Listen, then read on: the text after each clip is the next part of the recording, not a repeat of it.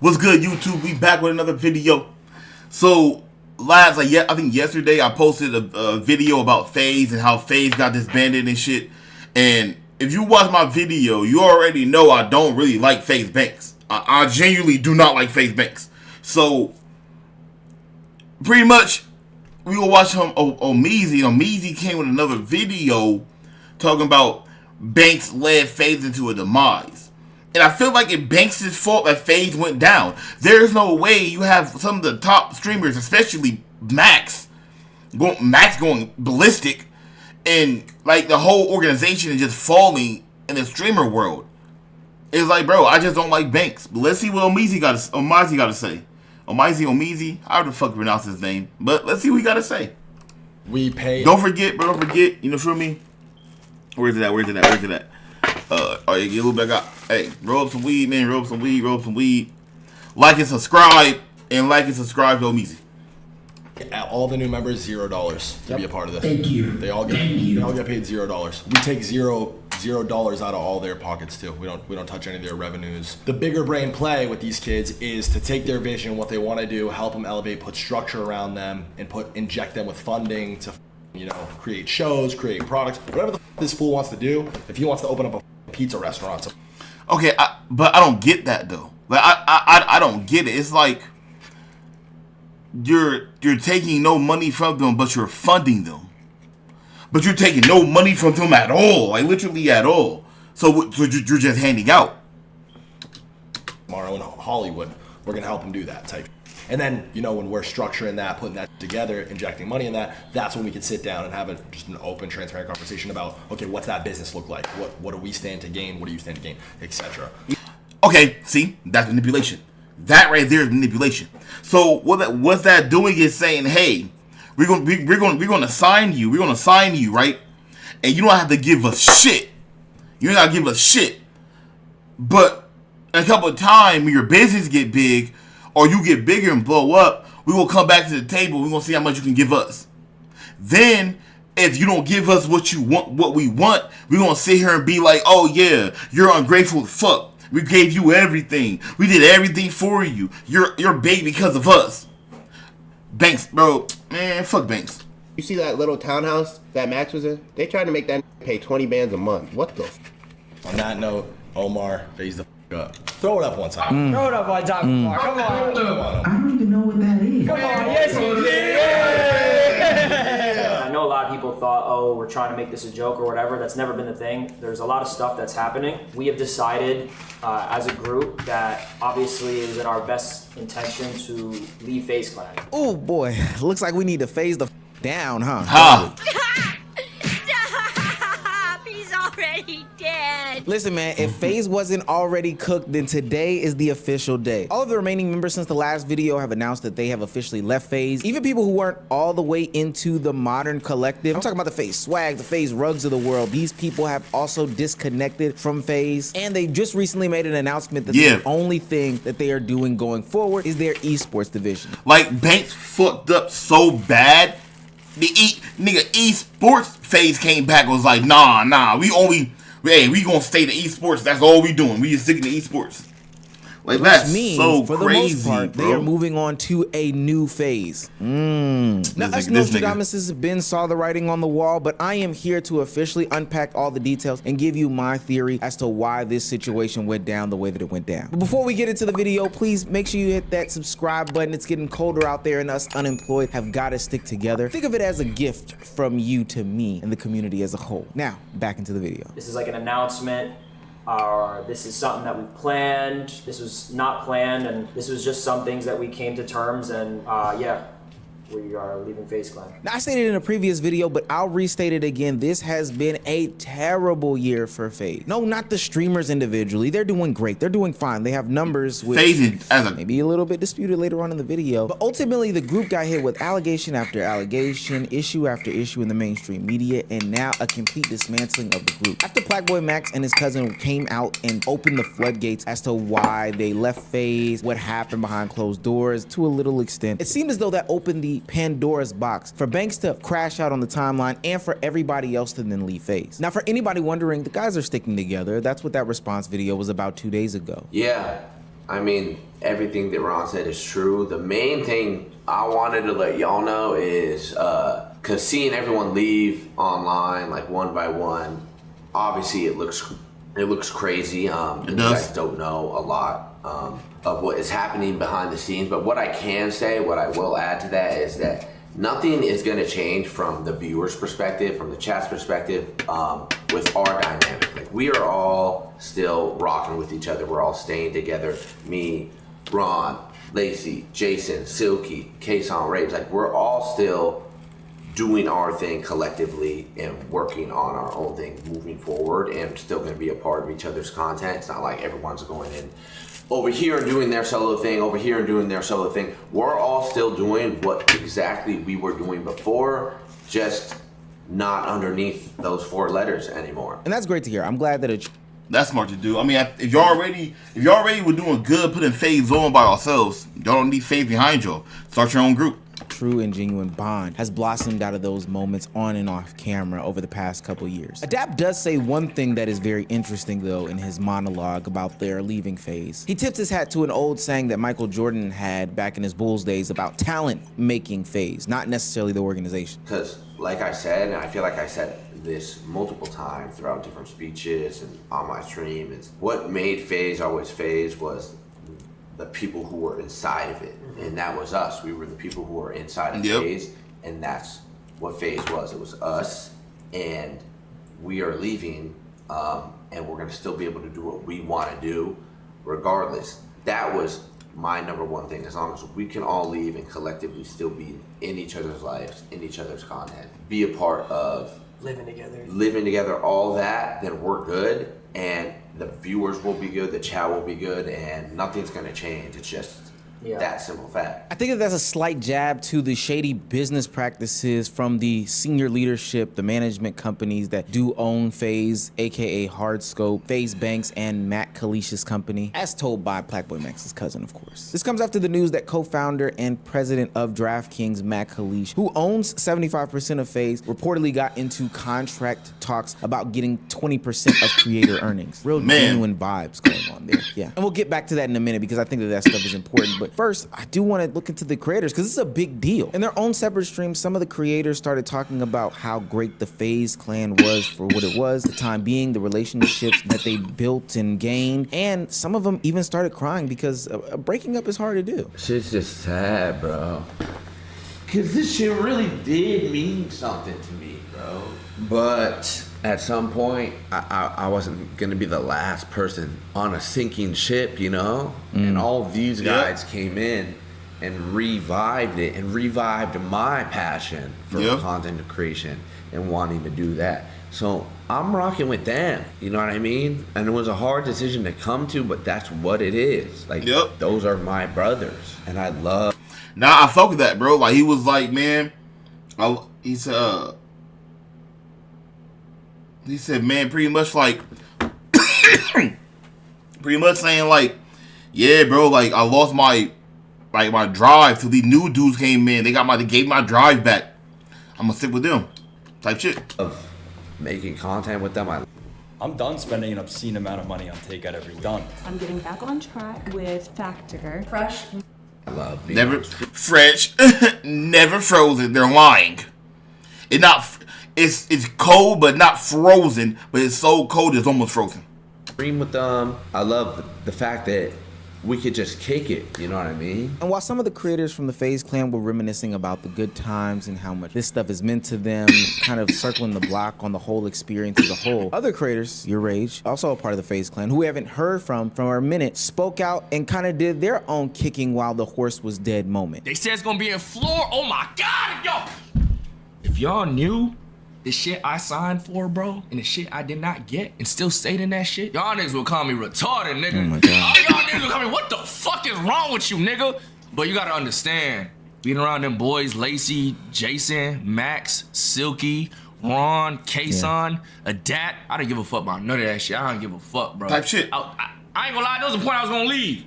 I'm gonna keep it a bean. Yikes. I was gonna leave like a year ago. Like a year and a half ago, I felt like I was gonna leave. No cap. They all knew it too.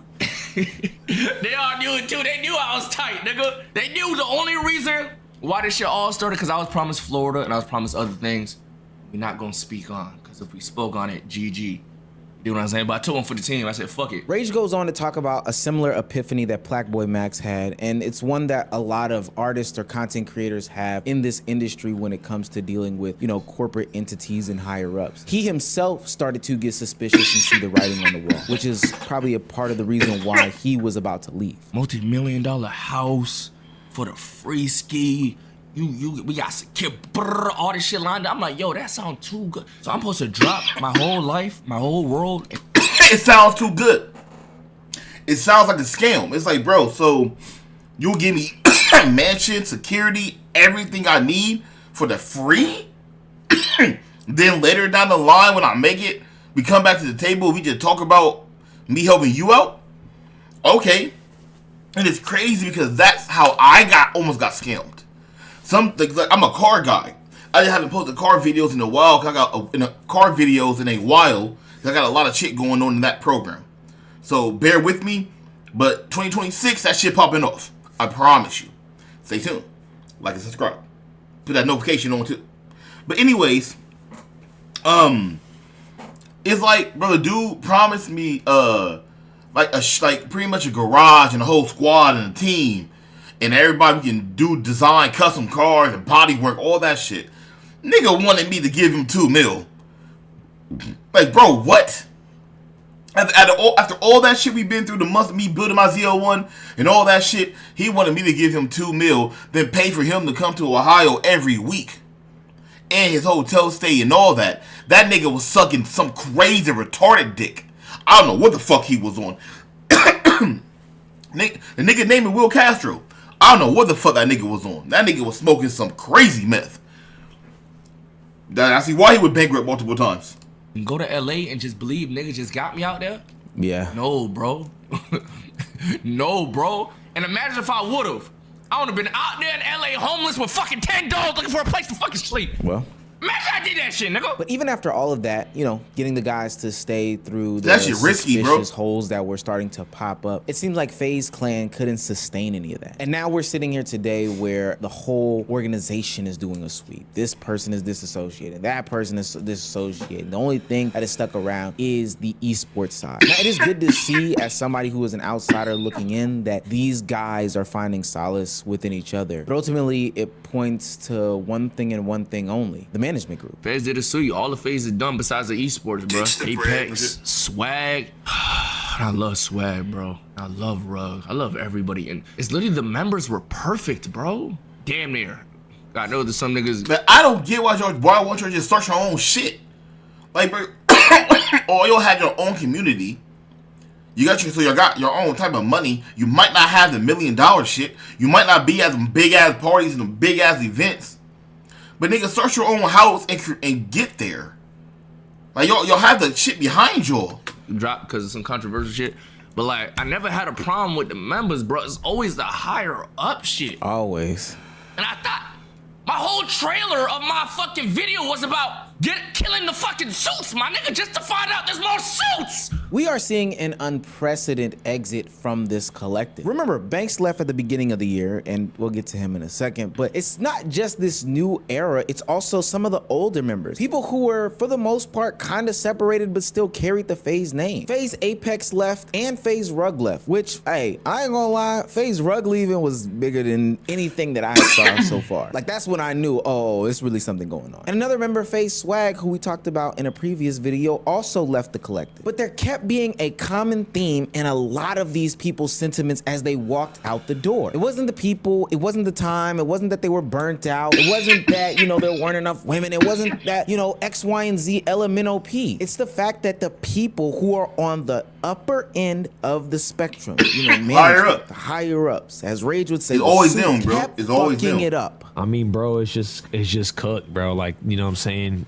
It just got to the point where people just kept coming into FaZe, fucking taking control of it, who didn't know anything about fucking gaming, bro. Well, and just ruin the whole shit, man. And now we're sitting here looking at just the esports collective and Kason, who is still attached to esports, shouts out to FaZe Kason, and saying to ourselves, where did it all go wrong? How can this happen multiple times? Is there somebody we can point the finger at? Earlier in the video, I talked about how Matt Kalish, co-founder and president of DraftKings, who owns 75% of FaZe, came in and talked about how he can recoup some of his money. Now, from Matt's Bloomberg article, I get it. I came in, I invested all this money into the content side, and you know, I'm trying to recoup those funds. But just like fellow content creator and also a part of a bigger content group who FaZe did go after not too long ago, Agent 00 said, once you introduce those suits into the conversation, they just want more and more and more until they ultimately suck the product dry. Where FaZe fucked up was by introducing business people to the organization,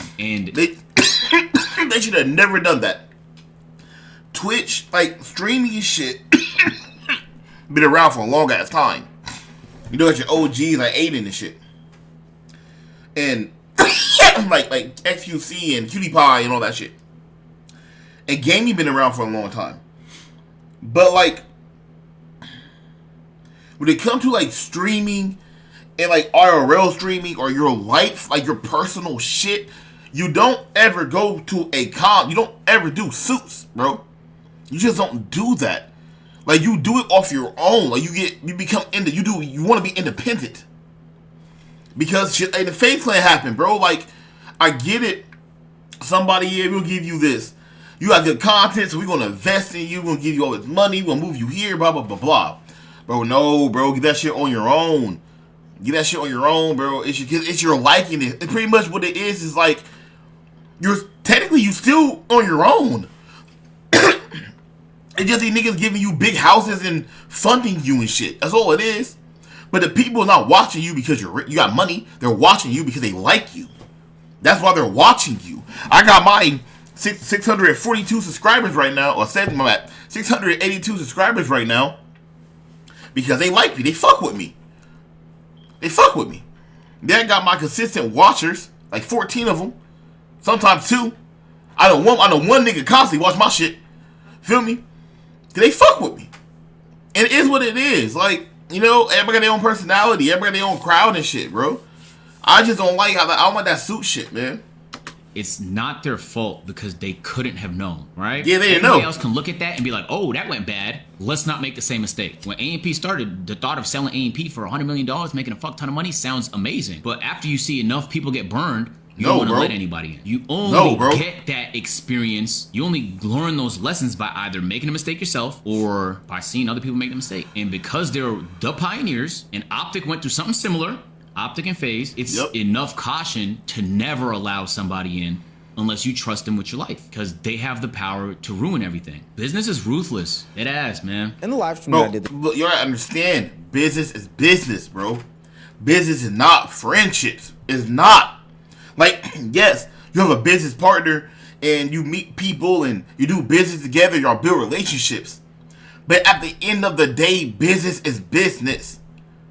You gotta separate the two.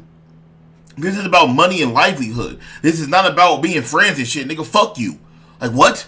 That's really what it is. It's like, oh yeah, nigga, you cool. As a person, as a friend, you cool. Let's go chill. But in business, nigga, fuck you. Like, hell, not my work with your ass. Fuck you. Then, I mean, some people can separate the two. Some people can't. Most can't. A lot can't. It's hard to separate the two. This past Friday to cover all of the nonsense and shenanigans that's been going on. I kind of detailed how these content creator production houses, these companies that sign all these creators, that create these platforms for all these guys, how they can take advantage of these young creators, sign them into 360 deals, and ultimately make these creators reliant on them while reaping a bunch of the benefits. I think that this industry is one of the most interesting industries because ultimately you can just set up shop and do your own thing and you'll make enough money to sustain yourself. Some people will get rich, some people will just pay bills, but ultimately you kind of don't need those people, but they can make it seem like you need them. Allow me to introduce the leader of our delegation. I just said that shit. He is the closest aide to the Sorcerer King, Ainzu.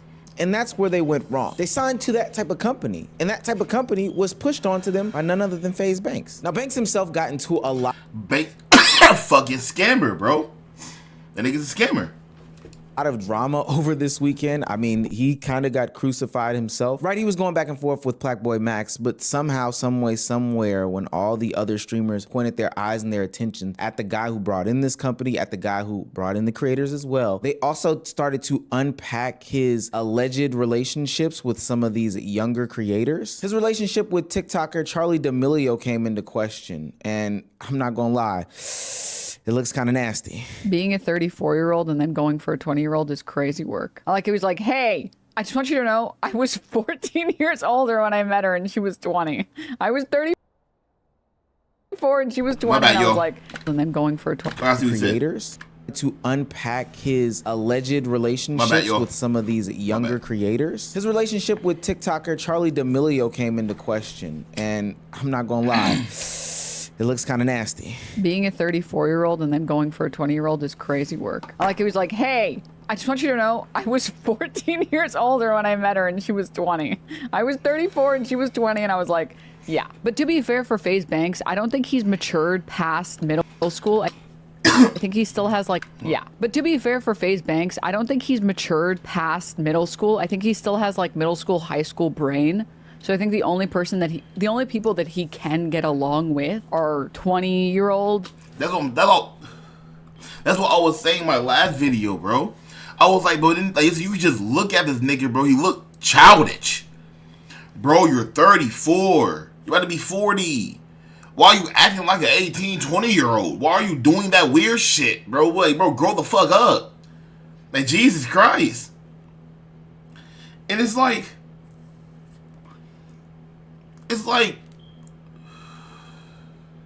she's right. It's like he got a high school, middle school brain, bro. It's just so weird. Like, it's just weird, bro. 19-year-old and 21-year-olds, because It's I think weird, he literally bro. has not matured. This nigga I think weird, there are bro. some people that go for really young people in a way to abuse them. I feel like with FaZe Banks, it's literally like he's not an adult, still somehow mentally 16. Yeah. It's called Arrested Development. Now let's make it clear, the FaZe members themselves have not directly said that FaZe Banks has something to do with these things directly. That's probably because they can't though. I made a tweet this weekend and I got some very I'm gonna let you all know that everything that has been said was true, and the only reason they cannot talk about it, if it was a lie, then they would come out and say that there was some lies. Gotta get in the booth now. Interesting likes about them not explicitly denying the fact that he had some involvement. He was doing X, Y, and Z, LMNOP. He made these big claims about giving these guys free housing, free filmers and staff, all FaZe channels, and zero income shit. See, that's a manipulation shit, bro. Oh, we gave you all this stuff. We gave you all this stuff. We did it for free. You ungrateful. You're ungrateful. You're not gonna give us what we want. You're not gonna let us take the money you worked hard for. You was crying for. You getting embarrassed online for. You stressing out about. People, your family getting in danger. People making fun of you, running up on you, and you gotta deal with all of that. But we can't get your money. You're ungrateful. Banks is bitch, bro. Banks is bitch, bro. All of them are. Banks is bitch, bro. I feel bad for all the members that got scammed, bro. I feel bad for all of them. Apparently something financially hit the wall, and it was spearheaded by him. He even acknowledged in his sit-down video about how he could have probably interpreted the financial situation better. But ultimately, I'm starting to recognize some pattern recognition when it comes to FaZe Banks. FaZe Rain, one of the older members of FaZe, called out FaZe Banks and how he was deceptive in his tactics when it came to, you know, conversing with the new members of the collective. This is where I think Banks fucked up. He had Matt Kalish put up the money, and he was liable for that money. He was liable for that money. He had Matt Kalish put up the money for a separate entity under FaZe 10 called FaZe Media. And he wanted to bring all these new boys in and just like revamp FaZe, relaunch it, right? And the problem is this. Selling people this dream and making them feel like they're not gonna have to like pay. Like it was never like day one, like, hey, buy. It's manipulation, bro. It's a crazy level of manipulation, and it's dumb. The way like the FaZe company needs to recoup money. That's the only way Matt Kalish is gonna get his money back. Like kind of just keeping it out of the way. It's kind of like if I had y'all stay in my crib. I said, yeah, you can stay for like 6 months, do whatever the fuck you want, have fun, go crazy, and then later I'd be like, oh, by the way, you gotta pay your rent, bro. You gotta pay your fucking rent. You think I just had you here for free?